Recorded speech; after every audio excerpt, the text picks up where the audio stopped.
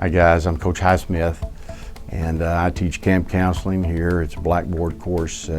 This is the Blackboard part of the course. It's part of the hyper recreational and health and PE department. And one of the things that we do, guys, is we put a tremendous amount of emphasis on leadership. And I'm a real leadership buff myself. And a big part of this course is studying a book by the name of 21 Indispensable Qualities of a Leader, that was written by John Maxwell, who was a former Presbyterian pastor and now a motivational speaker. He goes all over the country speaking and talking about these concepts. And I really love them, and so we'll talk about all 21 of them and go from there. First thing we're going to talk about is character, and the title of Maxwell's first chapter is Character, Be a Piece of the Rock, and then I put a little subtitle in there just talking about, hey, I want you to be as solid as a rock. And where I'm trying to go with all this is leadership rises and falls with character, and I believe institutions and governments and nations and churches and families and everything that involves more than one person, it rises and falls with character. And it's all about integrity and honesty and doing the right thing and treating people right. All these things have to do with character. So we talk a lot about that, and the reason I use the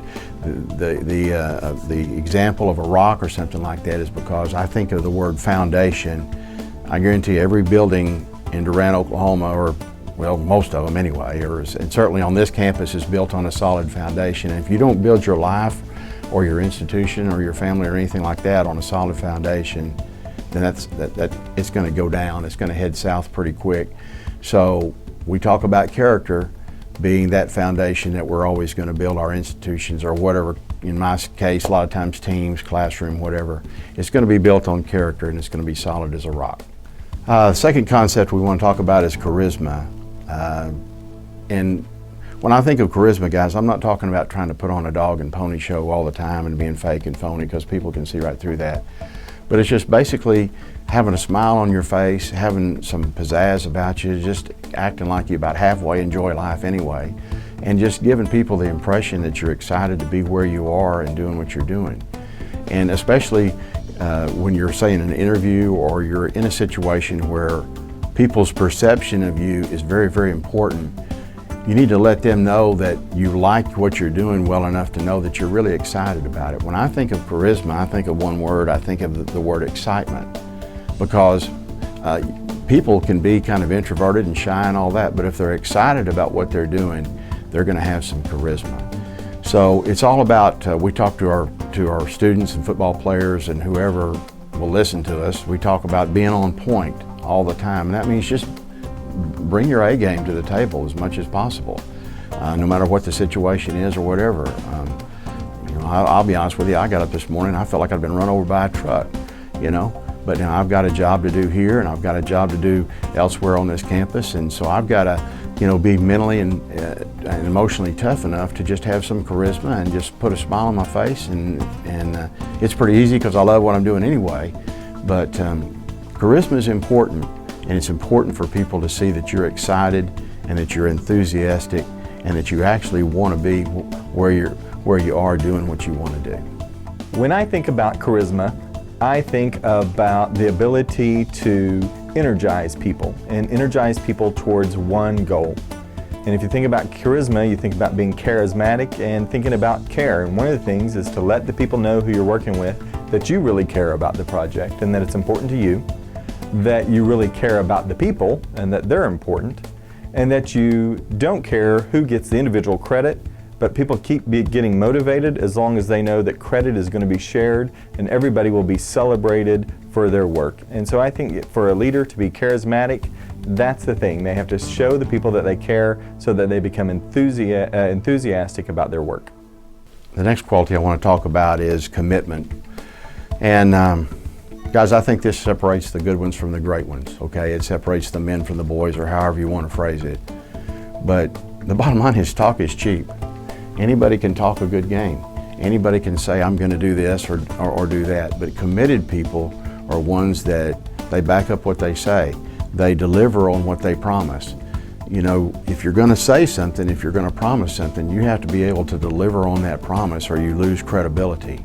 And I guarantee you, you can lose credibility big time as a leader by saying this, saying that, not being able to deliver on it, and now people say, hey, this guy hadn't got the goods. And it all starts with commitment. In order to do what you've promised to do or set out to do, it's got to mean something to you. You've got to be committed to it. It takes a lot of hard work. It takes a lot of sacrifice. You know, there's times that you're going to be wanting to do some things else or something else, and you can't. You've got to do what the task at hand demands. So I think that commitment means a lot to me. I think if I have any one really good thing about me, there's a, you know, it's commitment. I think that's really kind of my number one suit is I may not have all the talent in the world and all that, but I will attack life with that bulldog tenacity, and I think that all starts with commitment. So if you're going to be a leader, guys, you got to be committed to the task at hand. And like I say, talk is cheap, but the guys that can get it done, I mean, you know, what do the truck drivers say? You know, get her done. And you know, it comes down to that. Get it done. And no excuses, no explanations, just do it. Probably one of the most important things in leadership is probably commitment. How committed are you to do anything? If a person tell you you have to be somewhere at 6 o'clock, are you going to wake up 30 minutes early or an hour early to be there on time? It's probably the best thing to be on time or before time if you want to be committed.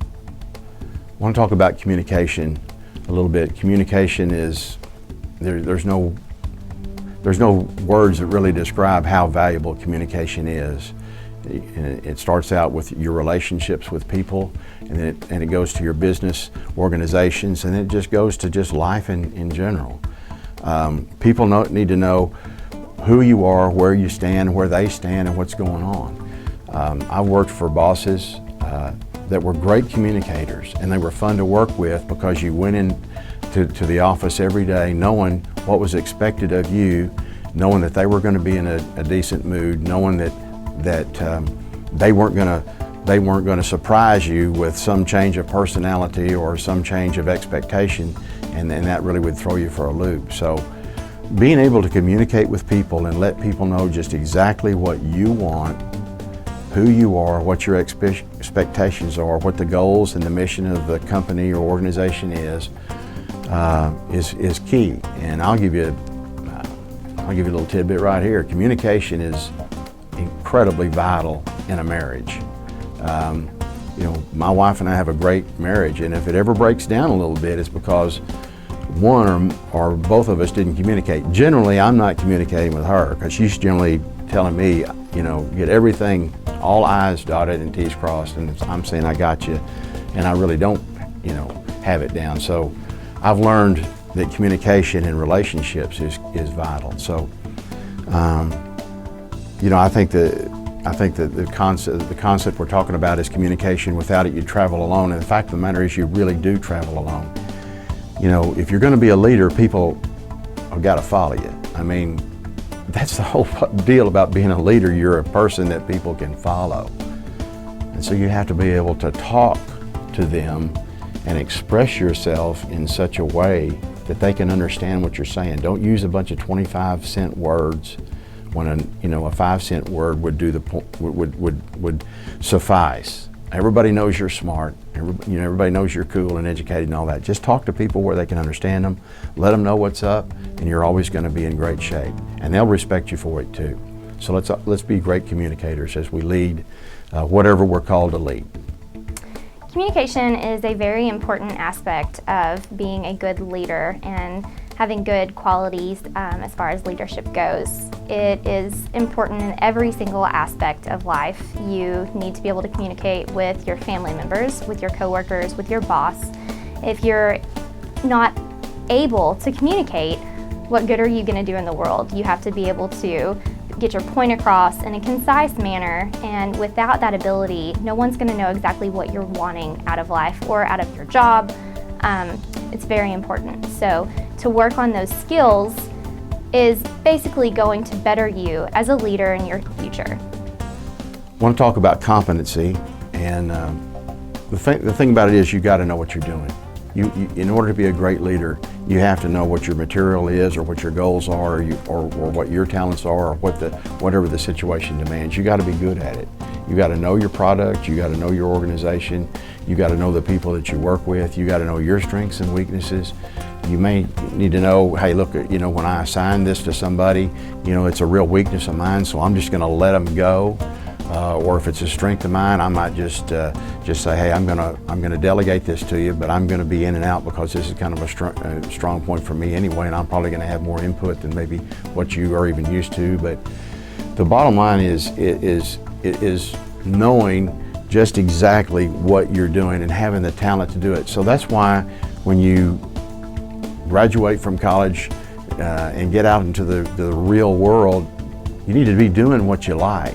And you need to be doing what you're good at, because if you get in that leadership role, you're going to be judged on whether you know what you're doing or not. And if you don't know what you're doing, people aren't going to follow you. And again, the concept of being a leader is, do people follow you? And if they do, how many and how passionately do they follow you? And if you can check all those little boxes, you're in great shape. But if you can't, you got a problem. And one thing about knowing what you're doing, you can always learn. And I think you need to be a lifelong learner. And we'll talk probably about that a little bit more. But know your product, know what you're doing, be a lifelong learner. In the age of technology that we live in today, you're always going to have to be on top of things, I guarantee you, because about the time you learn something, how to deal with something, that thing's going to be obsolete. Now you've got to learn something else. So it's all about continuing to grow, knowing what you're doing, being a lifelong learner, and just having the ability to say, hey, follow me because I'm a professional and I know what I'm doing. I want to talk about courage just a little bit. Leaders have to have courage. And one person can actually do a lot in a country, in an institution, or whatever. I think in our generation, the guy that probably comes to my mind as far as just one guy making a huge difference would be, Dr. Martin Luther King, and what he did with the civil rights movement and how he changed our country. And I know he had a lot of help, support, and all that, but make no mistake, he was the catalyst behind it. He was the guy that made it go. And it took a tremendous amount of courage. Obviously, he was willing to give his life for what happened. But you got to have some courage. If you're going to be a leader, you're going to have to make some tough decisions. And it's not going to please everybody.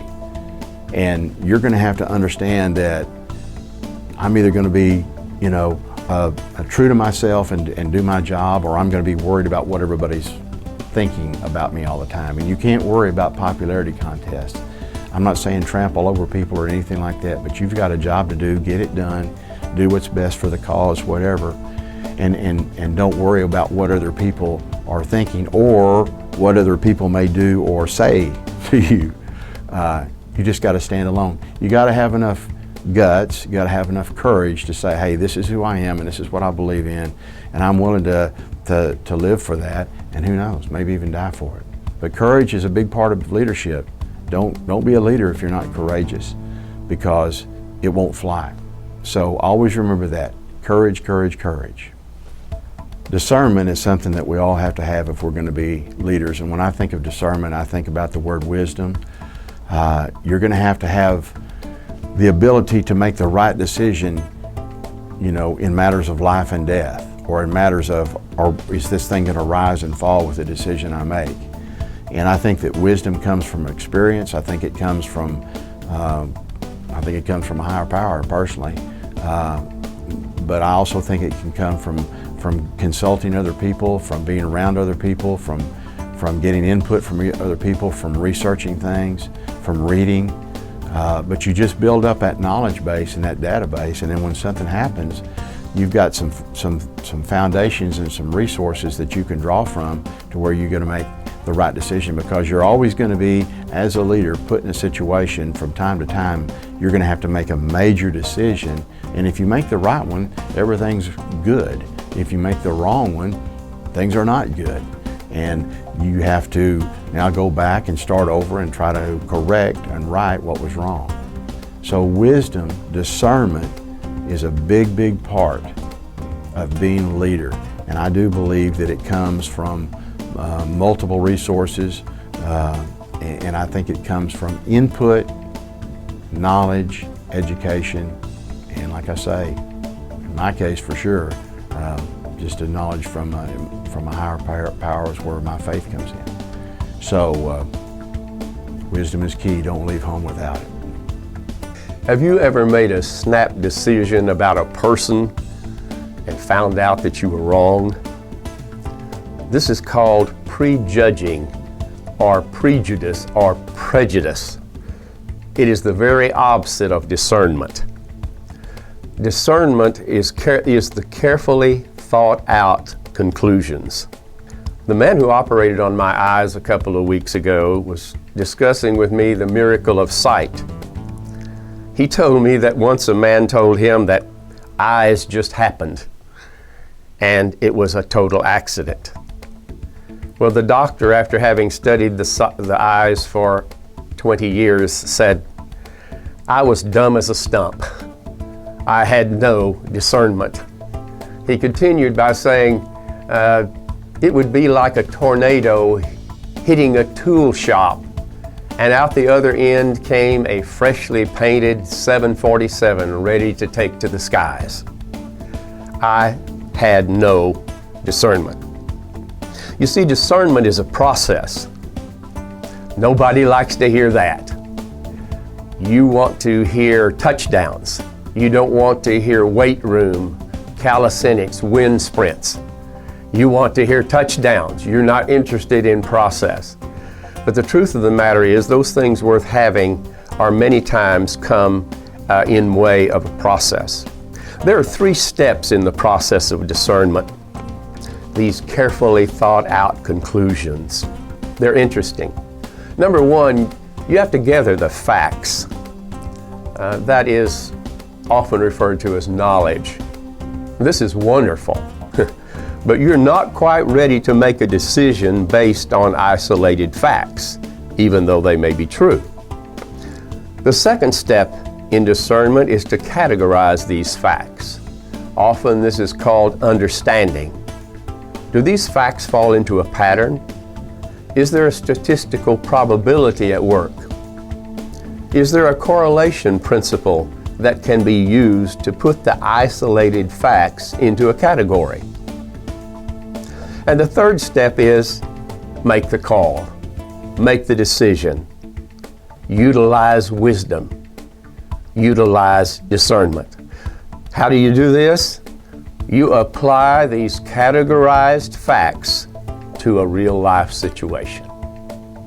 Let's try out the 3-step discernment process. It's 3rd and 3. You're on defense. Fact, knowledge.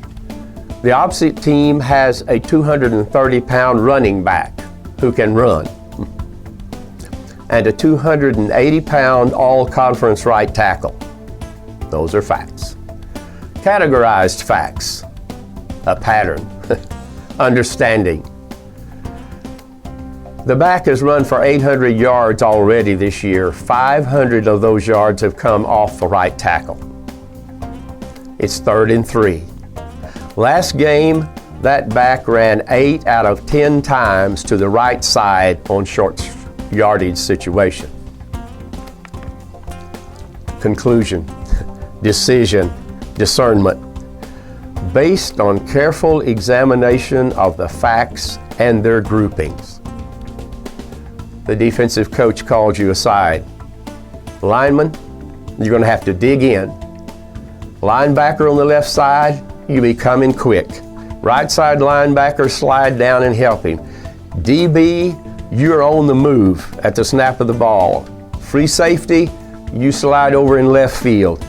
Let's stand that guy up at the line of scrimmage.